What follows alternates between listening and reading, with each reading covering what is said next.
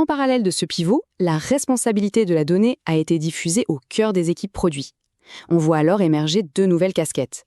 Le Product Manager devient Data Owner, responsable de la qualité et de la gouvernance de ses data products, et chaque développeur devient aussi un Data Product Developer en charge du cycle de vie technique.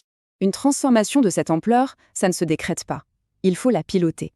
La centrale a donc choisi une approche agile, et surtout, une approche basée sur une mesure rigoureuse des progrès. Pour mesurer l'adoption du data mesh, ils ont justement créé un outil, une matrice de maturité. Elle permet d'évaluer chaque équipe de manière objective sur 5 grands critères qui vont de la qualité des données à l'architecture. C'est à la fois un outil de diagnostic et une feuille de route pour chaque domaine.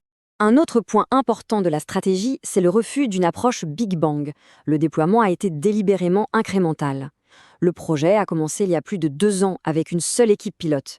Et c'est seulement sur la base de ces retours et apprentissages que la démarche a été progressivement étendue. Bien sûr, le projet est un processus continu.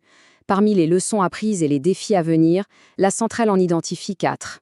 Il y a l'enrichissement constant du catalogue de données, l'extension de la gouvernance aux équipes non techniques, l'ajustement des indicateurs de maturité et surtout un effort permanent d'évangélisation pour que personne n'oublie le pourquoi de cette transformation.